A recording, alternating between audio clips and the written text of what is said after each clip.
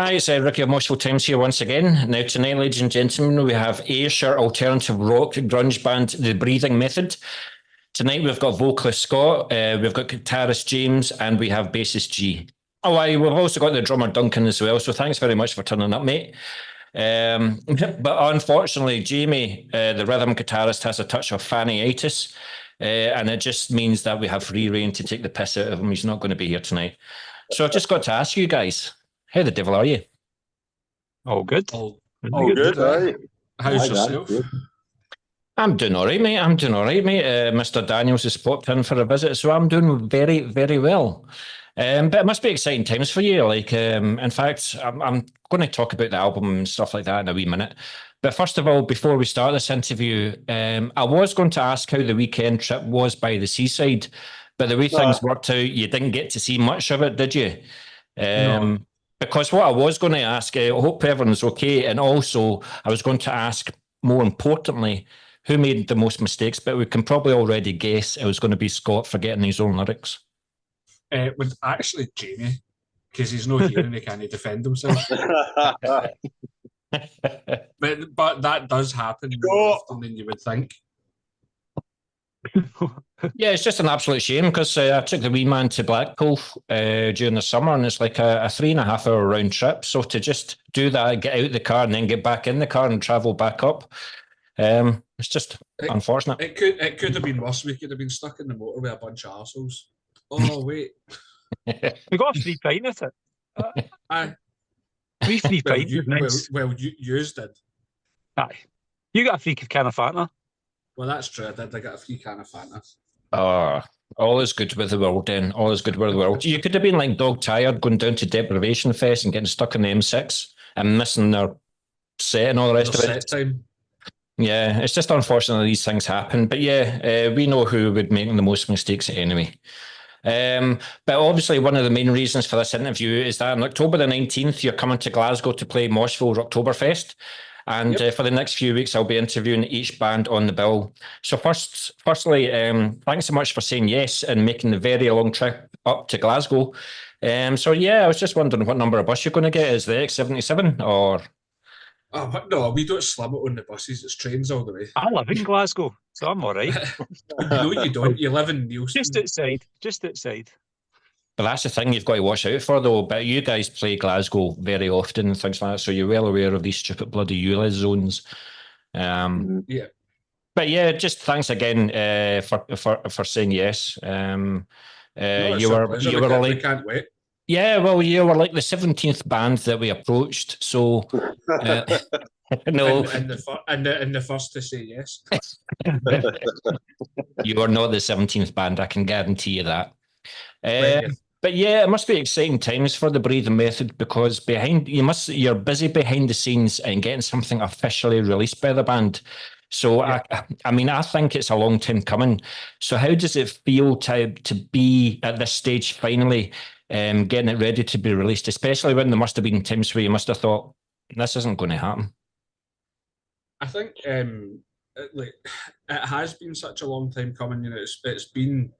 I mean, we've been back together for 3 years, and it's probably been about 2.5 years in the making. This album? 2.5 years and 5 drummers. I don't know whether that's the bad drumming or like we're just arseholes to be around, but yeah, it's like I said on Thursday night. It has been a bit of a labour of love for us, but for the last year, that's all we've been focused on, is just getting these album tracks together, getting them as good as we can possibly get them, and get them ready for release. And quite honestly, it's like I don't know about the rest of the guys, but I'm fucking shiting myself because it's something that we're really proud of. Yeah. And we just want it to drop and make as big a splash as we possibly can.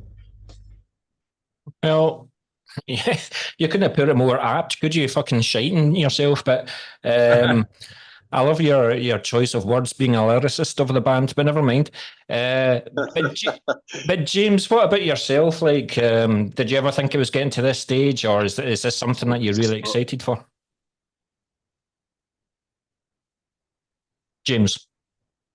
I lost what you were saying there. I'm just wondering how it feels for you to finally get virtually the finished product ready for the masses to hear. How good does it feel? I wouldn't quite say I'm shitting myself. I'm looking forward to it. It's like we said, it's been a long time coming now. Yeah. I'm actually just kind of keen to get started on album number 2. So I'm never stopping writing, you know. So Yeah. but yeah, it'll be good to get it out there. Yeah. Yeah, absolutely. What about yourself, G? Since you're getting ready to drive the car. Start driving. Before I start driving, yeah, I'm well excited for it. God, try having rooted here. I've been in the band for about nearly 3 years, and the first thing we're going to be doing is releasing this album. So it's been a while, but it's sounding great. So I'm well chuffed. I mean, it must be something else having like the finished product and seeing your name on the musicians list. You've seen all your idols and everything on it, but here's G going to be on it, so it must be a proud moment. That'll be great. Look, just you keep the eyes on the road. I know. I should. This is the most shady way to do an interview. It certainly is. So I won't ask you any more questions. I'll let you do what you need to do, and hopefully you'll join us back soon. But Duncan, so you've obviously just been in the band for just a few months now, but I take it you added your own wee twists and turns to the songs. You put your stamp on it. I've tried learning the songs as close as I can to how they sound, but then I don't play the same way as the old drummers do, so I just kind of play them to my style a bit. And the boys seem quite happy with it. They haven't told us otherwise, unless they're ready to tell me now. Yeah, they're fine, mate. Not at all. It's like we've actually we've got an EP in the works, which is I think I mentioned it before to you, Rick. It was songs that they're not on the album, but they've not been recorded yet. So Duncan unfortunately isn't on the album, just because we had everything sort of down already. But as soon as we start the promo for the album after everything else, we'll be getting Duncan into the studio to start putting his own drums down on the songs that haven't made it onto the album, and that'll be an EP that will be available for like people at gigs and stuff like that, and then it'll be very much straight back into the studio after a short promo run. So like Duncan will have more than enough time to sort of stamp his own authority on the tracks, and it's something that and I'm speaking for everybody here because I know it's true, but we genuinely can't wait for him like to get in the studio and do his thing and put the tracks down, you know. Yeah. Duncan, a wee tip of advice: just a wee bit more double bass and maybe a wee blast beat in there. Absolutely fantastic. That'll be right up your street, Duncan. Got a double kick, but I didn't care if I'm any good with it.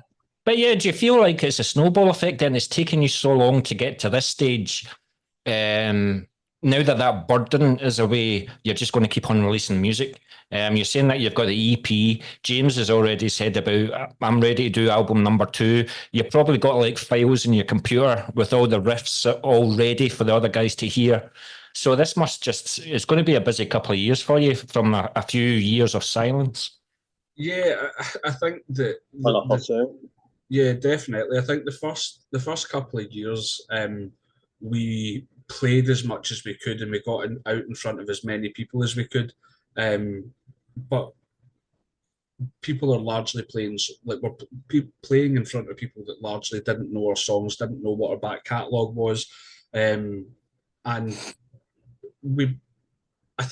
personally think we did the right thing.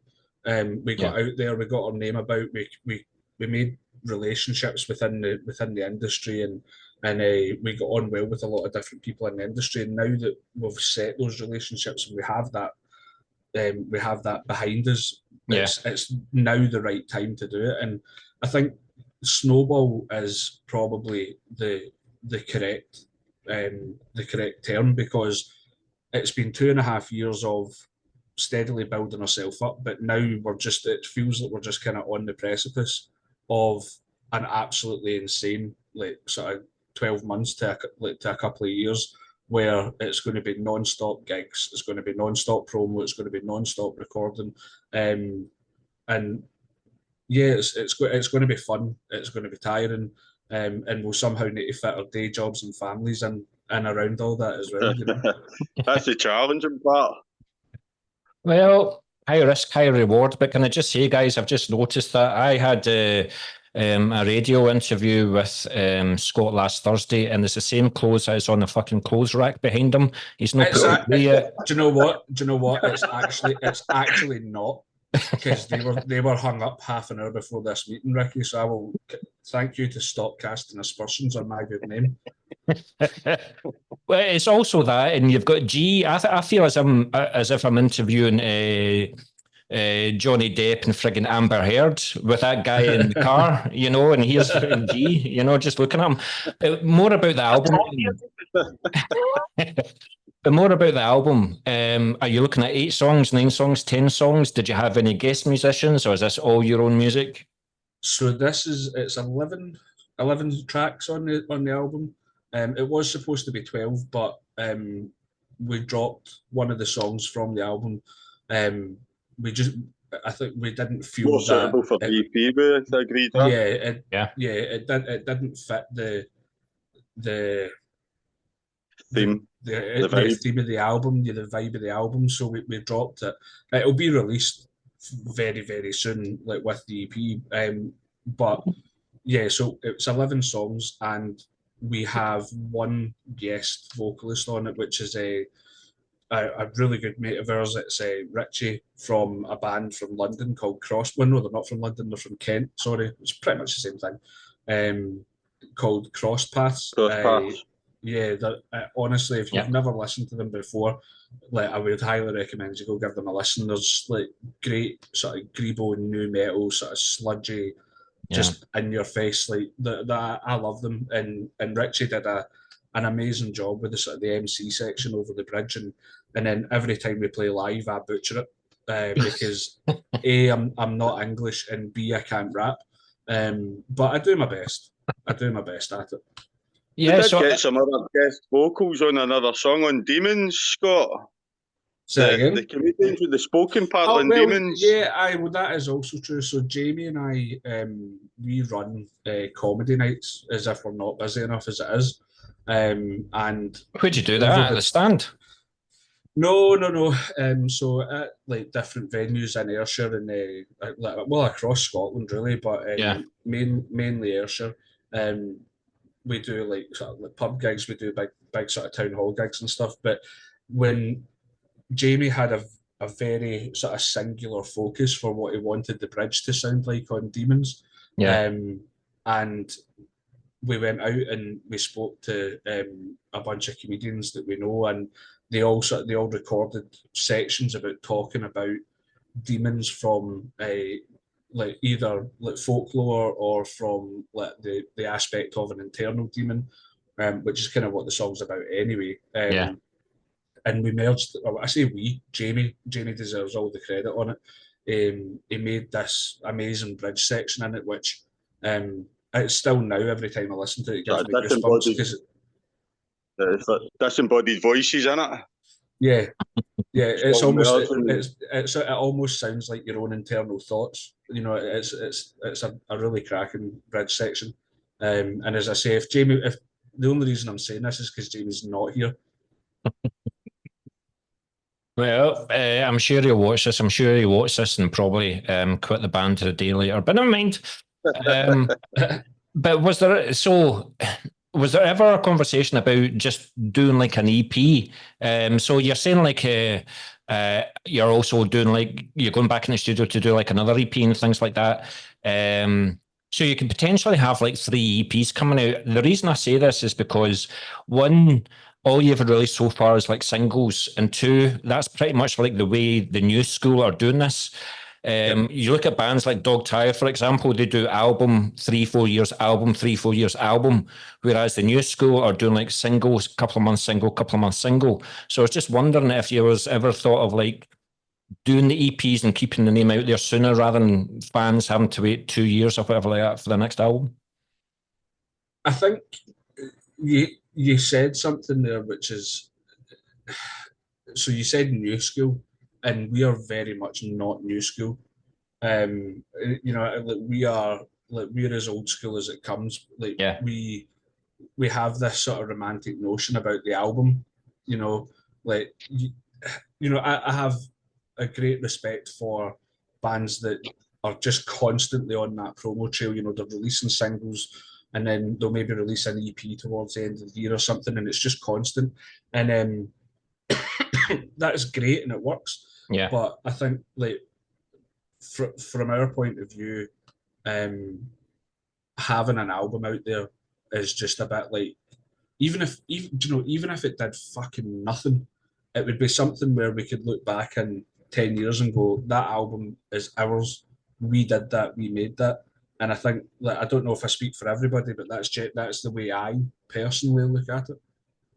Yeah, absolutely. What do you think, James? Yeah, definitely. I'm definitely not new school in that regard. I find it strange these bands just releasing single after single. You know, I think back to my teenage years and even after that, you know, and your favourite bands, and you couldn't wait to go and get their album and that, you know, and it's changed days now, but you just don't know whether it's anything to do with like people's like attention span. I mean, you've got your Spotify and you've got your Bandcamp, and you listen to a song and give it 6 seconds, and like, nah, this is rubbish, and you move on to the next one, and you completely dismiss the band. But I don't know. It's a double-edged sword, eh? So the thing about the album for me is that I used to buy albums based on the cover artwork as well. You know, so that if I was in like HMV or wherever, other record stores are available. Well, not nowadays, but they used to be. And you would see cool cover art, and you'd be like, I don't know who that is, but I'm buying that. And you would stick it in your CD, and you would listen front to back. You know, and I think that like the attention span thing is definitely it's a massive thing these days. You know, you've got to grab somebody by the short and curlies really quickly. That's it. I don't mean any disrespect, James, but you look kind of similar age as myself, 35. I'm 34. I'll take that. We'll take that. But what Scott said there about the album cover, that's why I bought Iron Maiden Number of the Beast, and it was from John Menzies back in the day in Central Station.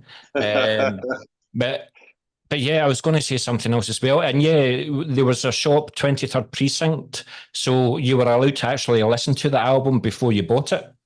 Yep. So if you got the vinyl, they played it for you and say, yeah, I'll buy it and stuff like that. But you don't do that now. Do you remember back in the day in Virgin Megastore, they used to have the big on the wall, and it had all the CDs in it, and you could put the headphones on and listen to the albums as well. I remember the headphones. That's right. That's right. Yeah, changed days now. That's it. But so, what kind of versions can we get the album in? Have you thought about, because, like you say, you are old school, and there is a resurgence in vinyl, and there is a resurgence in tape. So, are you thinking of doing like small quantities of each, or are you going to see what the CD sales are like in the first? So, I think I had a small chat about that, Scott, about the vinyls the other day. We did, yeah. So, I mean, the thing. Brexit done two great things, or not great things actually. It was really shit things, to be fair. But they made important things from Europe massively expensive, and also made buying things in this country massively expensive. So I think like short run vinyls are prohibitively expensive at the moment. You know, I think like the cheapest that I could find 100 short run vinyls was like 1,300-1,400 quid, and it would mean that we would need to sell a vinyl at 20-25 quid to make any profit on it. I would absolutely love to have vinyl, because I think it's a massive thing just now. But I think we'll probably go down the route of CDs, and I think like tapping into the old school, like we'll make up like shitty looking like mixtapes, like just to buy it, like one of those ones where like the lyrics are actually just handwritten. Not the lyrics, sorry, the track listing is just handwritten on the outside of the case, like nothing fancy, just like just because like, again that was how we listened to music when we were younger. You know, your mate would buy something, stick it in the double deck boombox and record over onto the other one so that you could both have a copy of the album in it. And as much as I'm against pirating and all the rest of it, but like that's just how music should be shared. And I think the advent of digital streaming's killed that in a lot of ways. But that's I think that's exciting, you know. And I think bringing back that kind of level of excitement is about music is something that's so crucial. Yeah. The good thing that's happened in Scotland within the last year is we now have a pressing plant. Yeah. I'm well aware of my first love, as you probably know, is like death metal, and Scottish death metal at the moment is on a boom. And it's massive. They discovered a pressing plant that's just started, and I've actually got the album right below me. That was the first metal band to be pressed at this pressing plant. So you'll need to shoot me the name of it. Yes, I've got the album right down there. So when we're on a wee break, I will have a look at the vinyl and get the name for you. But it just is what it is. Do you know, I was just about to say there, G's dying to say things, but he can't because he's driving. So, I mean, we've only organised this for 2 weeks, but never mind. And Duncan, I do have questions for you. So, all good. See, I would really like to ask, right, G, I'm going to ask you first since you're sitting stationary. How was the recording experience for you all? I mean, was it a straightforward exercise, or was there a song, well, I was going to say a song, James, that you had to record over and over again, because we all know it was probably your fucking solos that just never made it. So with the exception of Scott for just now, how was the recording experience for you? So G, we'll start off with you. I really enjoyed it. I feel like I can get in about it, just put your own stamp on it. Yeah. So for me, it was really good to hear how the songs actually playing them live and practicing is fine, but getting to record them, you can get the song. Yeah. So was that the first time that you were in a studio to record something? We'd done a few things, but to finish off the songs we hadn't done, I was in the studio with them, so we didn't need to do it all together. We could do it a couple of us at a time, which was quite good. So I really enjoyed that. I always enjoy being in the studio, especially when it's there's no pressure on you. It's your own kind of place. Yeah. Or their own place. Yeah.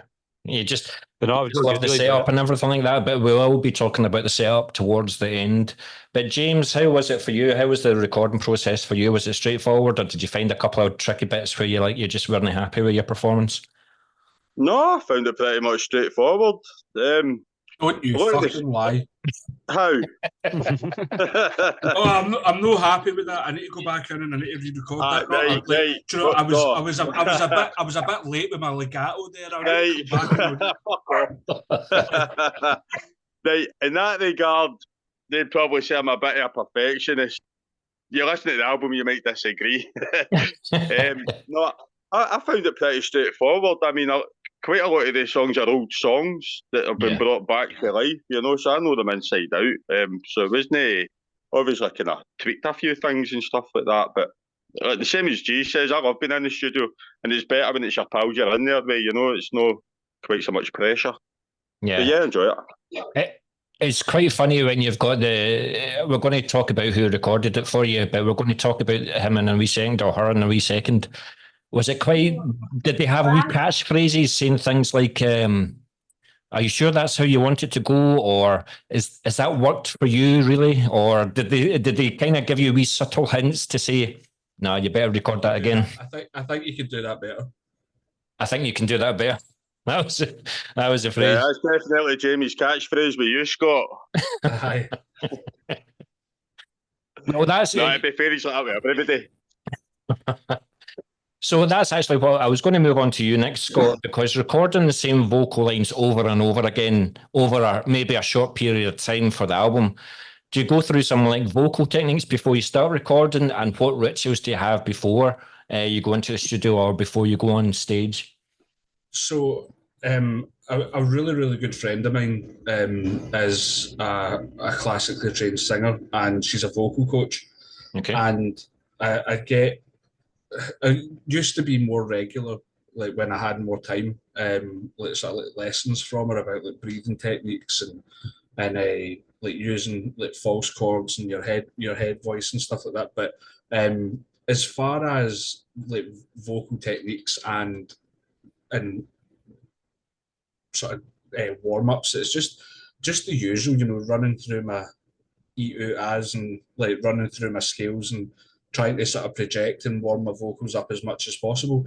But I do have to say that there's been times where, we've been in a rush and it's been a case of like, Jamie's maybe only got an hour and a half in the studio, like before he's got to go do something, and I've just finished my work and I've got to get up the road to get the kids or whatever, and I've not had time to warm up. And some of those vocal takes have been the best vocal takes. So I am a massive proponent of always warming your vocals up, because you will hurt yourself if you don't. But at the same time, sometimes when it's just spur of the moment and you have to do it there and then, Yeah.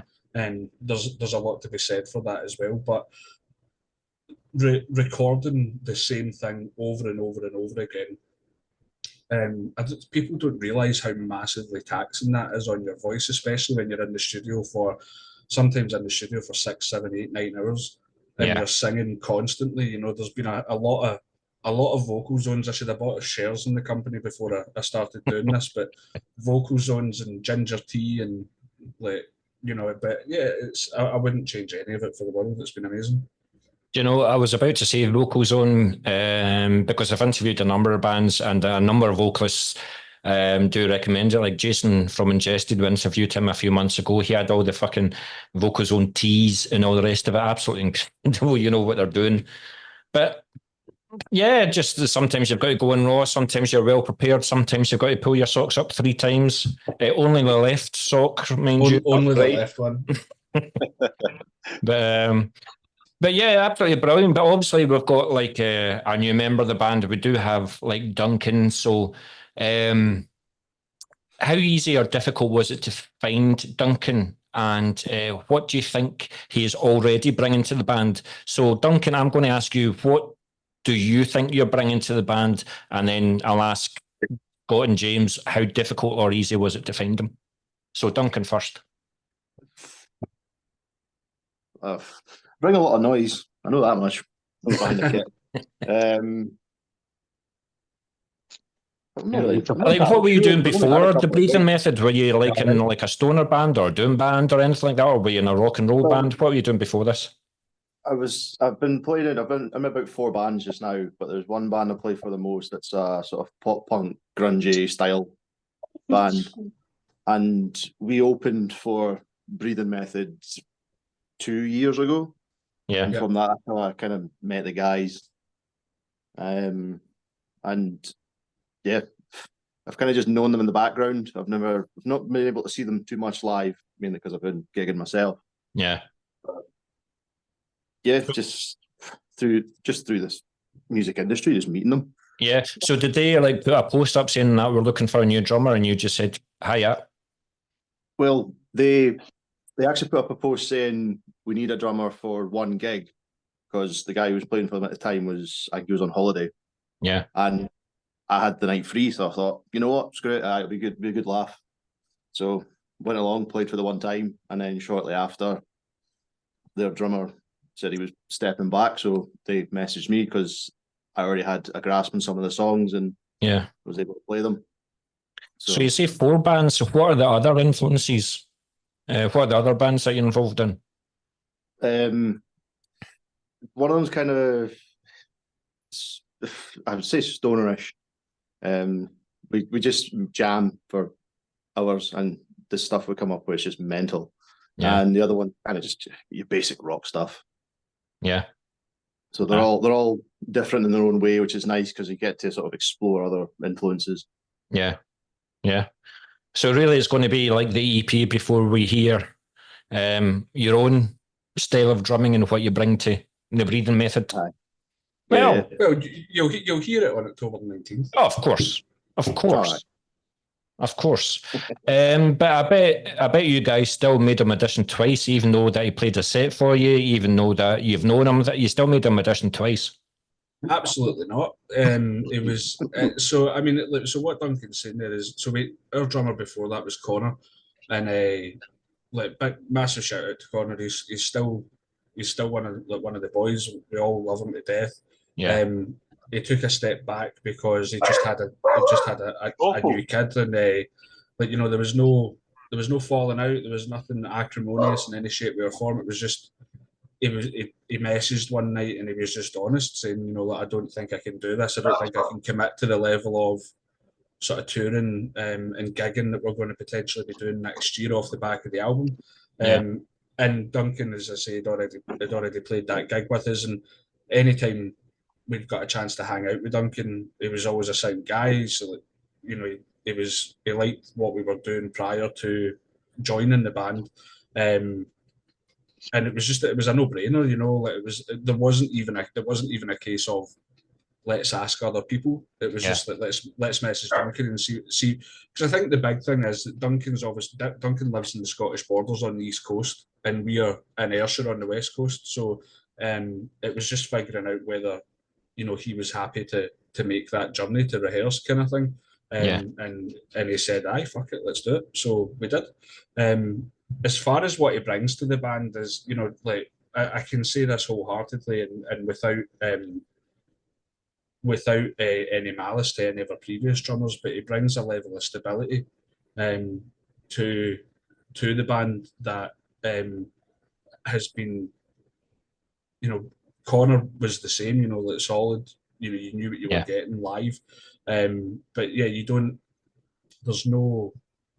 there's no worry. There's no worry if he's going to drop a beat and he's going to add something in that's going to fuck your rhythm up, kind of thing. He's solid, he's dependable, but he's also fucking awesome. He's got his own style, and we're massively chuffed that he's in the band. Duncan, just wash your head when you walk through the living room door.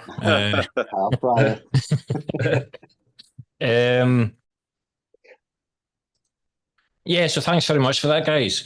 But I just want to go into a wee bit of your back catalogue for a wee sec. So you released 2 singles in 2024, but before that, it was 2022 when your first bout of singles were released.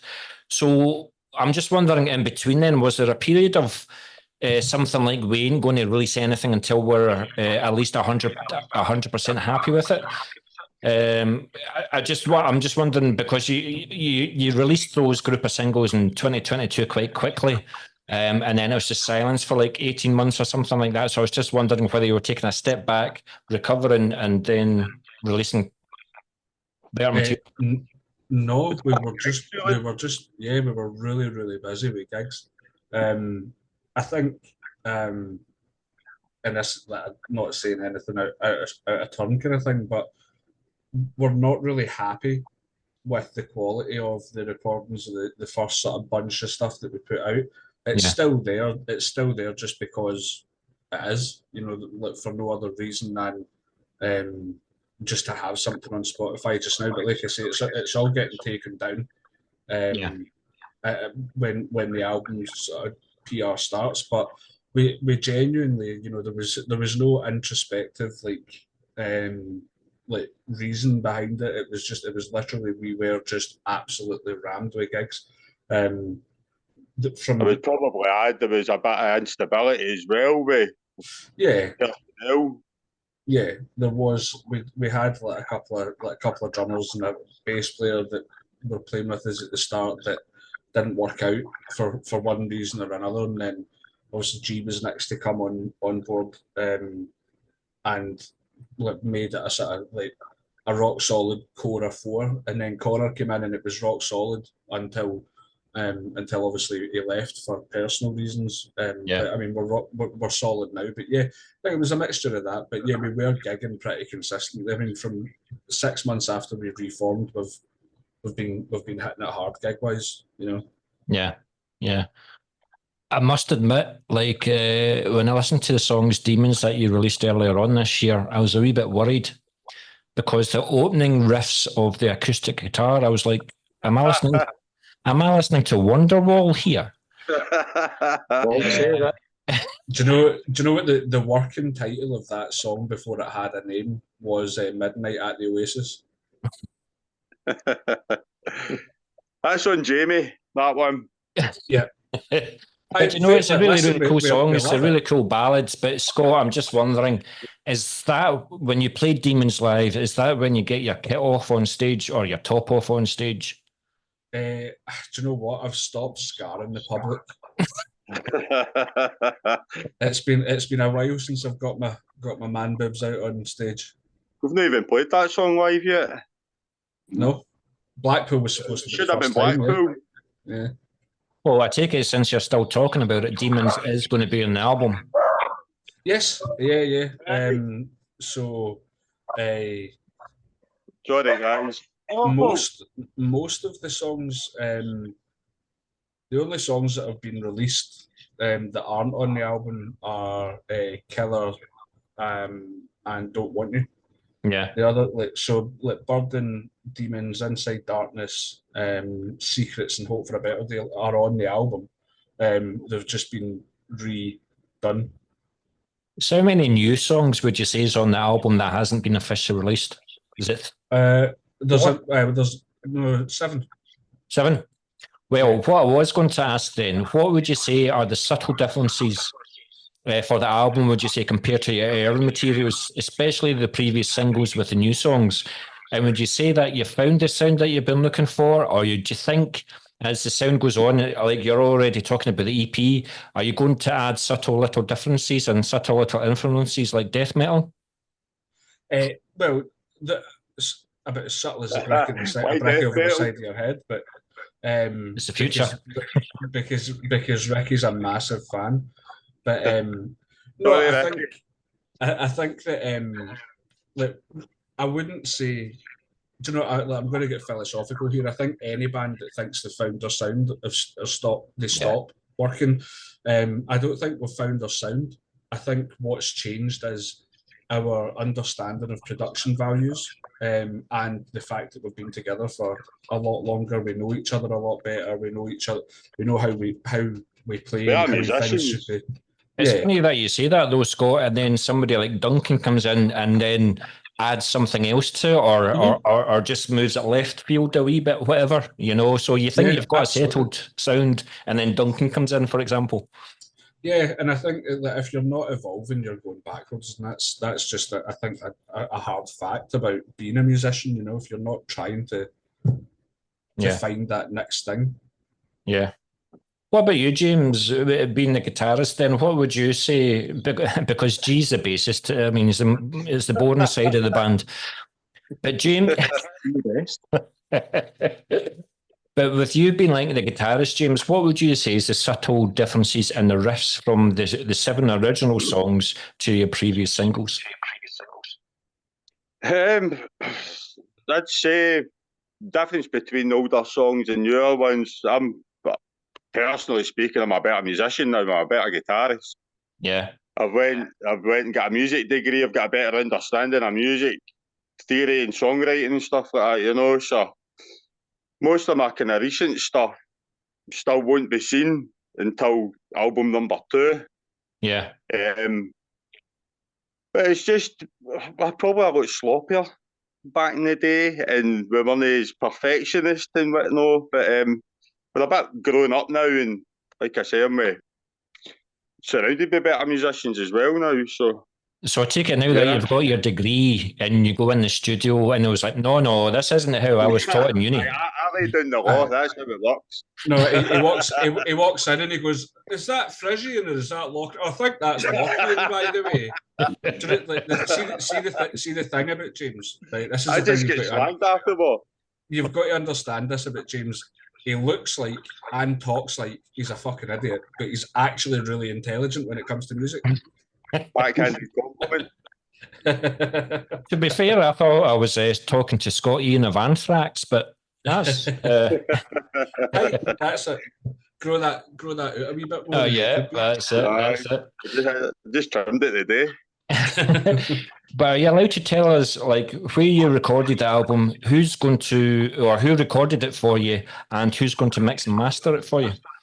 That's a really easy question to answer. It was me and Jamie own Ellis Studios in Irvine, and we recorded it ourselves, we mixed it ourselves, we mastered it ourselves. It's done. Everything we did in house. We had a budget in mind, and we wanted to keep as much of that budget for PR. So there was a lot of, I mean, and like I said before, it was Jamie is responsible for all of the sort of mixing and mastering of the album, and he did a lot of learning, and you'll be able to see it because we've self-recorded everything, and you listen to Secrets, which is just the first song that we released, and to the new version of Secrets, it's night and day. It's quite obviously the same song, but it's completely different at the same time. And that's all down to Jamie.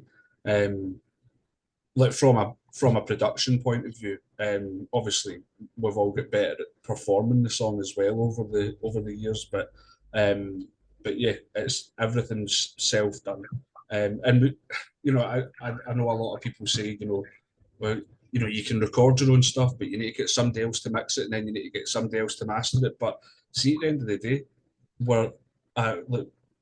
we are a band that operates within the local music scene. We don't have thousands and thousands of pounds to be able to get that done, as well as then pump thousands and thousands of pounds into the PR and the marketing for the album. So it's a very conscious decision on our part to believe in ourselves and believe in the way that we want the album to sound, and then get as much money behind a PR campaign as we possibly can. Yeah, absolutely. As you said, if you had the budget, you would love to go to, I was going to say Morrisound Studios in Florida, but I don't, or Sunlight Studios in Sweden, but I don't know if you know where these places are. Maybe you will, Scott. Absolutely. But it's very much with the Scottish DM scene, it's pretty much like DIY or die. They would rather bring like local artists, local producers, and stuff like that, and just it's just really changed since like COVID. There's because there was like restrictions. Bands are seeing that there's so much talent locally. They don't need to go to these big artists or anything like that. They can just go to like Wee Shug 200 yards up the main street. And get in an ideal world, like I would have loved to have went down to Wales and got like Ramesh Dode and Goda to record the album and mix it for us, or go over to America. Wait a minute. Are you telling me if you had the budget, you would love to go to Wales? only for Ramesh. Only for Ramesh and the boys from King Kraken. But other than that, I say, remember Duncan's part Welsh. Well, that's true. Not only is he Welsh, but he's also ginger as well. Aye. But yeah, I mean, if we had like deep pockets, then Ramesh Dode and Goda, or going over to America and getting, I'm just trying, Butch Vig or somebody to fucking produce your album would be, but you've got to work within the confines of where you're at and what you're doing. So that's the way we chose to do it. But that's the thing. You just need the one person to be there at the right time, the right place, see you live, or come across your CD, or hear you on Spotify, and then they'll send you an email or something like that. It just needs that one person for something like this to elevate. You just and that's not going to happen unless you've got that proper PR behind you. That's it. So this is for G and Duncan then. So, are you allowed to answer this question, G, or is the rice getting nearly ready? No, I'm here. You're fine. So how are the songs constructed within the band? Are they the main songwriters within the band, or do you feel that everybody has to play their part in making the album a more collaborative effort and elevating it above everything that you've done previously? It's a very good question. I haven't actually... Thank you. I do try, We've not really... Well, the songs have been there since I've joined. Yeah. So there's not... Putting my own stamp on them is pretty the main Wait a minute. thing for me. So you've been in the band for what, 3 years? How long have you been in the band? What is it? Come up in 2 years or 3 years? Just over 2 years. So just is the album that old? Well, the songs on the album that The old. new song was Inside Darkness had just been written when I came in. Yeah. So Yeah. there's not really been anything I've been involved in the writing side of things. That'll be probably, if I'm allowed to, James, album number 2. I've changed a lot of the bass. I've changed a lot of the bass lines to my own kind of put my own stamp on them. Better, much better. Well, see how you change the bass lines. Does that piss you off, Duncan? Is he making your life difficult coming in with his 6-string bass? No, not really. I just seem to like gel quite well with bass players, so I can just find the groove in the pocket and just go for it. Quite right, man. Quite right. Absolutely. But do you see yourself contributing more, G? What's that? Do you see yourself contributing more? I hope so. I do like coming up with stuff. I mean, I've been in bands for long enough hopefully I can come up with some stuff. We'll see. I think what had happened when G joined the band was he really had to hit the ground running, so he never really had the time to put his stamp on it or to create. But we weren't really writing at that point. No, not really. But I think the other thing as well is, what will happen is James or Jamie will be like, right, I've come up with this riff. This is what the song's going to sound like, and then like from now on, it will be a case of G will go, all right, okay, this is what I think the bass line should be, and it will be a collaborative effort. But and then if you tell no, that's shite, fix it. Well, but the driving force, like. And I don't mind saying this, the driving force in the band from a creative standpoint does very much sit within like James and Jamie's wheelhouse. Yeah. Like from actually like conceptualizing a song. That's where they perform well. And G's an amazing bass player, and G'll write some amazing bass parts. And Duncan will come up with some amazing drums, and I'll probably come up with some all right lyrics. But that's the sort of creative drive. That's what they tell me in the group chat. Oh, sorry, are you not in that group chat? Sorry. No, I'm not in that group chat. That you keep saying that, and I keep calling you a cunt. But I think I like it that way as well, because like they come with a song that's kind of. It's 3/4 of the way there, and it just needs the rest of the guys to put their own sort of touch on it, and I include myself in that.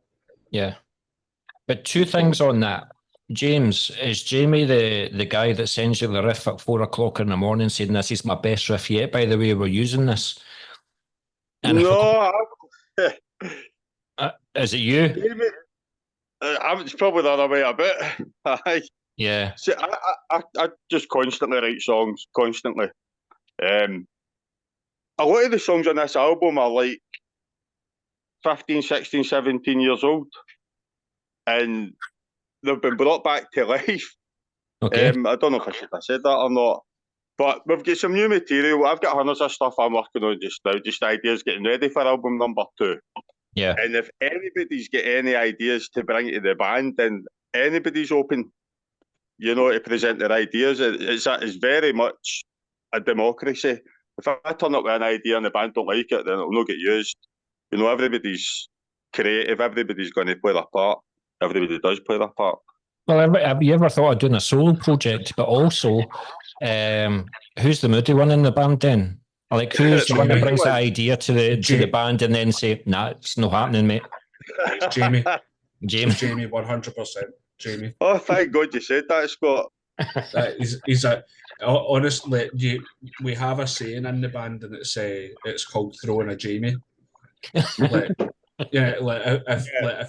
he presents something and that we don't like it, he just he holds his breath and pulls his testicles until he gets his own way. Well, not about testicles. He has a time of the month every month. That's for sure. But Jamie is definitely the moody one of the band. I was quite happy you said that, because I was expecting like blood on the walls and fights in the studio and stuff like that. But it sounds as if you are pretty much like a calm unit, apart from Jamie. Yeah, we don't like. Do you know what? We don't. I think the two people that argue the most in the band is probably me and Jamie, but that's because Jamie and I work together. Yeah. And we're in a band together, and like I see him more than I see my own fucking wife. So like I do, like both Jamie and I have. I mean, we all have this relationship, but like Jamie and I especially have the relationship where it's not a, you know what, mate, that's no quite, you know, it's like there's no kid gloves. It's like that's fucking shite, or shut the fuck up, or Yeah. you're a fucking dick. And that's just the dynamic that I mean, we've all got it to a certain extent with Jamie, but we do argue quite a lot. I just love the fact that I told him before the interview no swearing, but he fucked it within 10 seconds there. You can tell me no swearing. I don't have a filter, man. I don't have a bleep track. Yeah, yeah. But Scott, the focus is on you for a wee second. With you being the main vocalist of the band, well, not the main vocalist, because you do have backing vocals. Yeah. Do you write all the lyrics, or do all members contribute to lyrics? And I was just wondering what type of lyricist you are, like whether you've always got a piece of paper and a pen on you, you open the door, you see something in the street and you take a note of it and then you go back to it later on, or do you watch a lot of war movies, do you watch documentaries, do you read a lot of books? Where do you get your inspiration from your lyrics, mate? So first part of the question is everybody contributes. You know, there's not, like, nobody's precious about their parts. Like, and that's from the drums right through to the vocals. You know, like if there's a change, or if there's something that we think would fit better, then it's an open playing field for that kind of thing. Yeah. And nobody gets butt hurt. Do you know what I mean? And it's like we have this saying is like, see if somebody challenges something and you feel strongly enough that you can argue about it, then it's obviously a good idea. Do you know what I mean? So that's kind of the premise that we go on. Insofar as what kind of lyricist I am, I very much am a, like something will just like click and I'll be like, oh shit, I need to write that down. Like if you actually like, so I'm in my car all day every day for work. Let's say I'm a area sales manager, so like I'm constantly hitting the Google button on my steering wheel and being like, take a note, and like just speaking like things that have popped into my head. Like I listen to Joe Rogan podcast while I'm driving, like, and like some of the topics that they talk about, I'm like, oh fuck, that's actually like, and then a couple of lines will pop into my head, and then I'll expand on it later on when I'm like, usually when I'm sitting in the toilet, to be fair with you, but like that's like core thinking time. But yeah, I mean, is that the only time you get peace? Is that why? I don't, not even, mate, not even. But that's the type of lyricist I am. But I mean, most, again, you know, to echo what James said, you know, a lot of these songs, they are older. They are like sort of songs that we had already, like, when we started. That's why we were able to hit the ground so fast as well, because we had this back catalogue of songs that we could pull from. Yeah. So I didn't have a lot of lyrical. Like I wrote the Inside Darkness lyrics, and I've tweaked bits and pieces here and there, but nothing massive. But for album 2, and some of the EP, then obviously that will have more of my sort of lyrics on there. Do you wait until the song's written and then you add your lyrics to it, or do you hear a riff or something like that, or what James has said, like is going to be the verse, and then go, that's the lyrics that's going to fit that? But you've got a book of like 15 to 20 songs already written. James plays something and go, that's what's going to fit there. Yeah, so I mean, James has usually got lyrics to go with, but he's written on the guitar. James does usually have lyrics to what he's got written on the guitar, but not always will James. No, not always. Definitely not always. But no, wait. Yeah, so the song is usually formed to some degree. Yeah. You know, because I think one of the things I really struggle with, and I don't mind saying this, is that I'm like, see, coming up with a vocal melody just straight off the bat, like, just like a lot of people are brilliant at it, where they can just riff a vocal melody and you can form guitar parts round that melody. Whereas I really need to have the music there to be like, right, okay, this is what the cadence of the song is. This is like, how you would fit that verbiage around what the song sounds like. Is something that for me there has to be a bit there. But again, sometimes as James has said, he'll come maybe like, this is what I think this song, this is what the words should be, and I'll look at them and I'll go, right, okay, and then I'm like, a bit like sort of like, score that line out and put my own line in, or, because like, again, Scott, have you ever thought he uses ChatGPT to write the song lyrics? Fuck off. Fuck off. What the hell? Do you know, I actually People are actually doing that, man. Absolutely. Funnily enough, I did. I was in ChatGPT a couple of weeks ago, and I wrote in ChatGPT, write me a grunge song with lyrics, and I meant to save the tabs to send it to James to say, like, play that and see what that sounds like, because I wanted to see if it actually sounded like shit, or if it sounded halfway decent, or if it was a rip off or something else. No, multiple times I put posts up with, because AI has generated songs.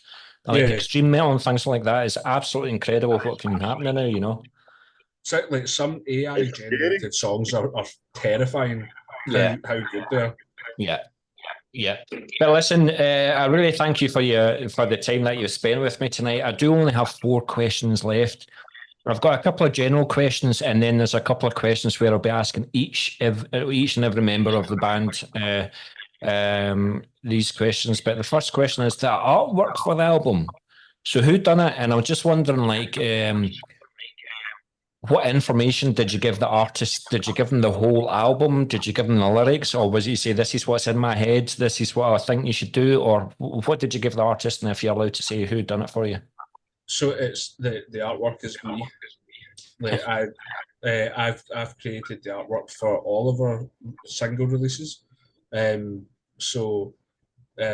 Jamie is a graphic designer, and like, he's taught me a lot about sort of graphic design. And like, what tends to happen is that, like, I'll go, that's really cool, that's a cool idea, and I'll make it, like, and I'll formulate it, and then I'll send it to Jamie and go, what do you think of this? And like, 99 times out of 100 he's like, no, that's cool. It's not like, so the album artwork, the concept of the album is, the album's called After Everything Else, and I touched on it on Thursday, saying that we were all in the music scene years and years and years ago, and then for one reason or another we left it, to go and start families, have a career, blah blah blah, and this is us coming back to our first love kind of thing. So this is the album that's been after everything else. And I just really like the image that I had in my head of, like, this sort of desolate landscape with the 5 figures, just sort of kind of like, where there's kind of post-apocalyptic. Like, I hope you didn't use any filters for each member of the band. No filters. You can't actually make out who it is. All right. That's cool. But just carrying on with the visual side of the album, then, you guys have already got a YouTube channel set up with a couple of tracks on it. So do you think there's going to be a video or two of a song from the new album? And I was just basically wondering, like, what you've got planned. Are you thinking of doing like a couple of singles before the album release, a couple of videos? What are you thinking? So we've got one video recorded. It's already in the bag, finalised. We've got a music video shoot on the 22nd of September for the second music video. And then we've got a music video shoot on the 12th of October for the third music video. So there'll be 3 singles. I don't know how we're going to release them. I think we're just going to release the album. Yeah. Like, boom, there it is. And then use the music videos as further promotion after the album release, to keep it sort of fresh in people's minds. But that's the general thought at the moment. But we still need to speak to our PR guy and see what he thinks, and what he thinks the best strategy is as well. Absolutely. Absolutely. Thank you for this. And like I say, I've only got 2 questions left, but I'm going to ask each and every single member this. The first one is you've got the set list. You're playing a 30-minute set, 40-minute set. You've got between 6 to 8 songs. But what's the one song off the set list that you're looking forward to playing most and why? So I'm just going to go around the board. Duncan, first question I've got to ask you, is that a Jack Danielson Coke you're drinking? Me? What No. was so aggressive? Oh, I thought you were. I just saw it and I went, that's the man. Yeah. So your sets with the breathing method that you've played so far, what's the one that you're getting most enjoyment out of and why? See, I'm kind of torn between 2 and 3 of them because I like Hope for a Better Day. I just really like the groove of that one at the start and like how heavy I can play at the end of it.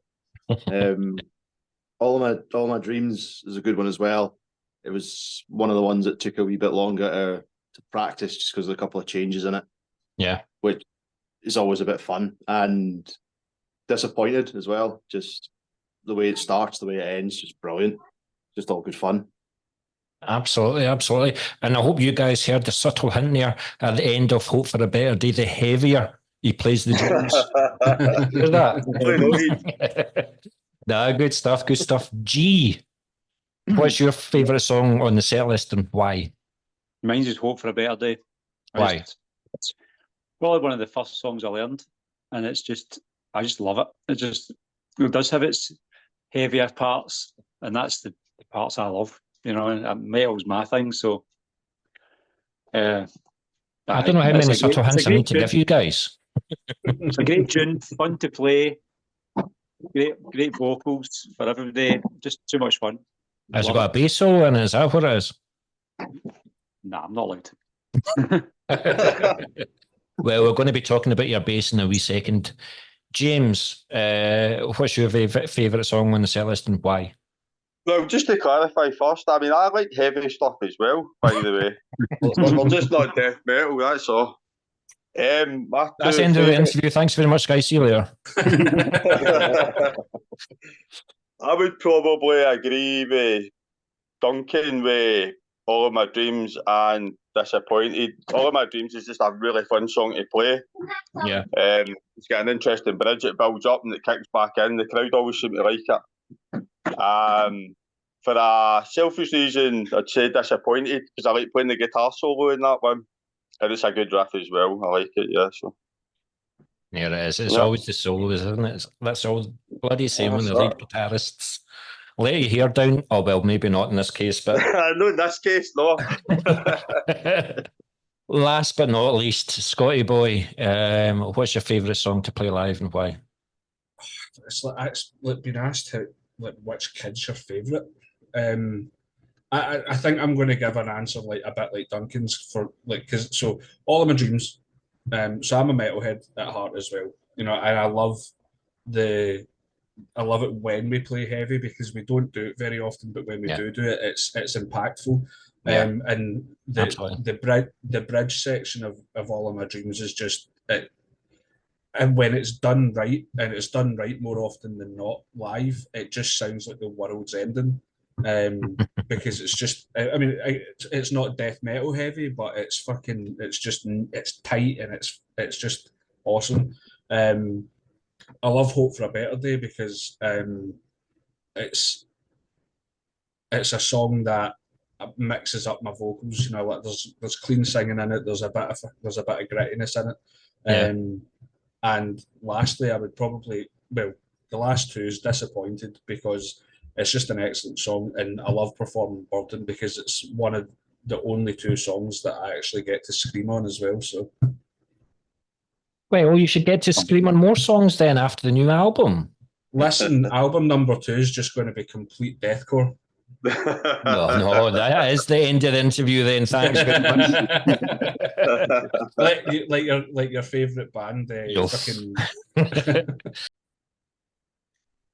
That's great, guys. Listen, it's been an absolute pleasure talking to you. But this is probably where I'll start another 40-minute conversation because I'm going to ask each and every single one of you the make and model of the instruments that you use for the album.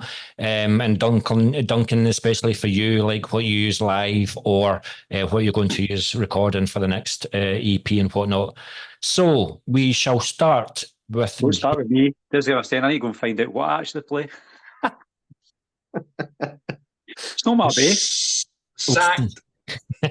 We'll start with James then. What's your make and model, your amps, your setup, your pedals? What are you using, mate? I'm just using a solid state Fender amp just now for live performance. Is that your guitar behind you as well? That's one of my guitars. That's my Schecter. I use that sometimes. You see it? Yeah. Schecter C1. Very nice. But my main guitar I use is Hey, wait a minute. Is that a 7-string? No, I wanted the 7-string, but I couldn't afford it. So, aye. Couldn't afford the extra string. Okay.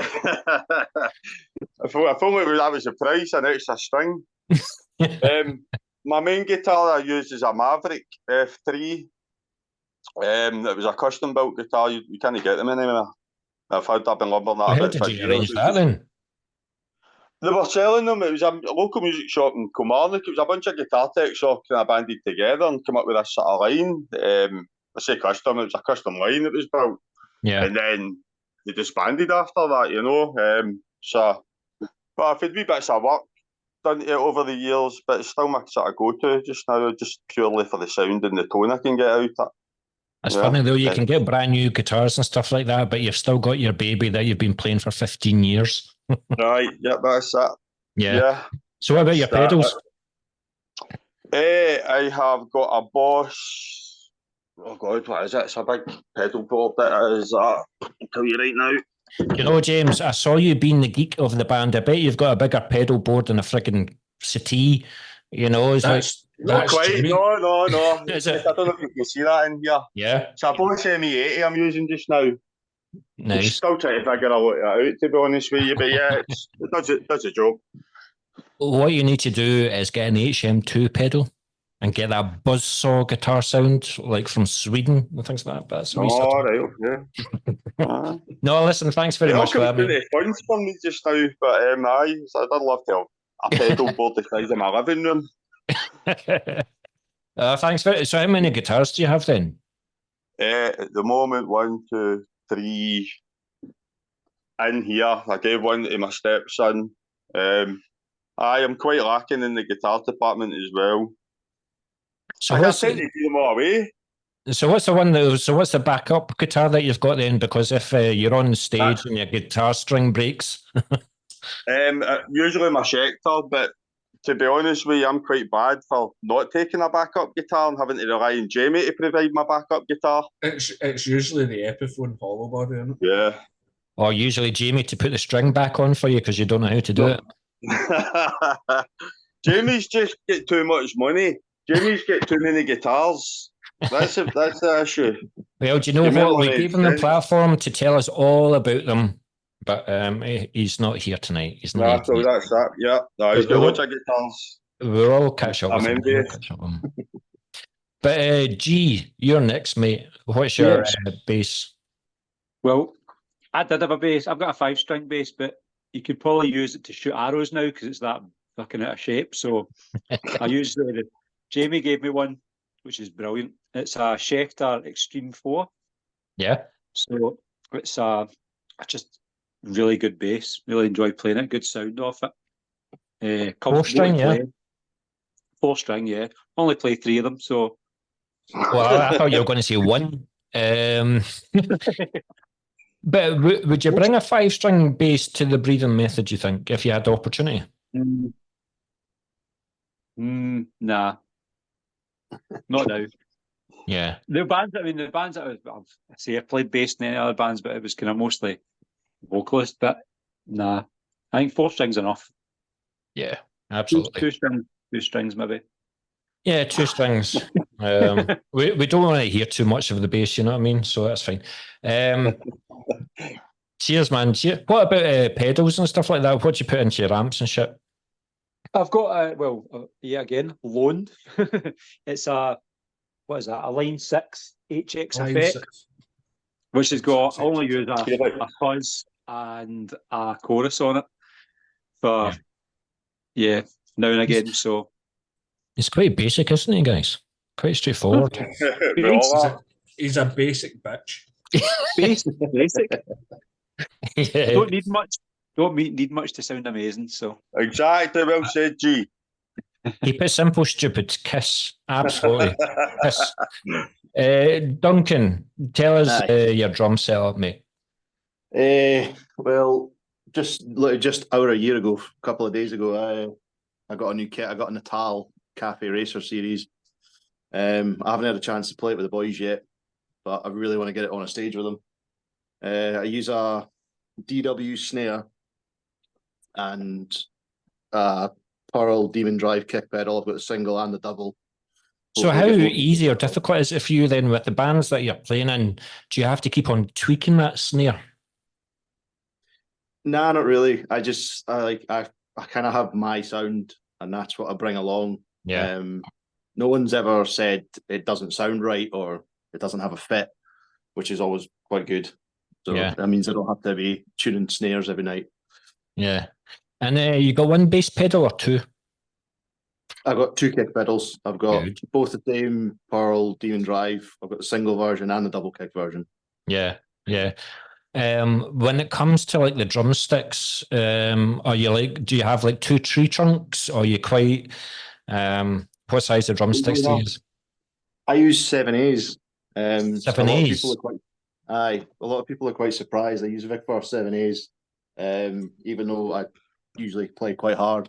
Yeah. But it's just the sticks that I've found I work well with. Yeah, it's quite interesting. I think, going by my memory, every single band that I've spoken to, the drummer's like 5 this or 5 that. You're the first person ever to say 7. All right. So, yeah. To be different. Definitely a unique drummer. Definitely a unique drummer. What cymbals do you use? What make? I primarily just use Meinl. I find Meinl have got a great sound to them and just such a variety. Yeah. It's the Byzance ones you use, isn't it? Yeah? It's the Byzance ones you use, isn't it? Meinl Byzance. I think so. I've got Dual Custom Ride and Crash. I got a new Bison last month, and I think it's Bison hi-hats and all. Are you going to bring the cowbell into the band? Everybody says that. Everybody's like, "Oh, you've got a cowbell. You've got to use it." More cowbell. No, good stuff. Good stuff. And last but not least, Scotty boy, are you the type of vocalist that you've done? Well, something tells me you are. Well, James is a perfectionist, but you also do your research when it comes to microphones, and you find the one that gives you the best sound, or are you just give me an SM50 and I'll fucking sing into it? A bit of both. I always take my own mics wherever we go. If time's a constraint, then I'm happy to use house mics. But I would much rather use my Shure GLX D24s. So like a wireless radio mic. So what does that give you different to an SM58, would you say? So for me, the clarity of vocal on it is a lot better. It picks up more range, and I don't know if it's just like I've convinced myself of that because I spent fucking 600 quid on the fuckers. But they are a lot more responsive, and you do need to concentrate on your mic control a whole hell of a lot more because with like an old battered house mic, like if you want to sing, like it doesn't matter whether you're singing loud or quiet, it needs to be there. Yeah. But whereas with the GLX D24s that I've got, if you sing loud into the mic and it's there, you're going to deafen everybody that's in the venue because they are very responsive. And they make it, for me at least anyway, it makes your lower end and your mid tones a lot smoother, and it sort of really accentuates that higher end of like especially because when I scream, it tends to be a bit higher pitched, and that it just like clears that out really nicely. Cool. Do you have any? You don't have any effects on it or anything like that? It's just your. Yeah, so it's just I mean, at the moment, it's just a case of asking the sound tech to put a wee bit of reverb on there. Nobody likes a dry vocal. A wee bit of reverb on there's nice, but there are on some of the songs on the album, there's been vocal effects put on in post, which I would like to recreate live. But it's finding the cash to buy a decent vocal setup, which I'm in the process of doing it. But the one that I want is about £300 or £400, and my wife won't let me buy it right now. You're just going to have to do some overtime, aren't you? So, yep.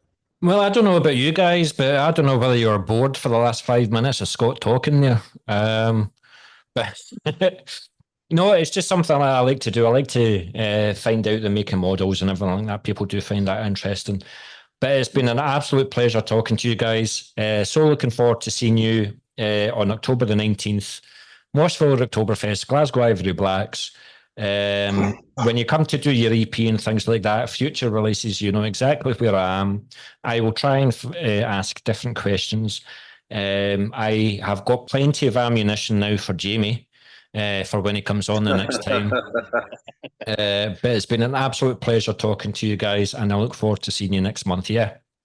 Yeah, Cheers, looking very forward to much. it. Thank you very much for having us, man. Cheers, man. Thank you.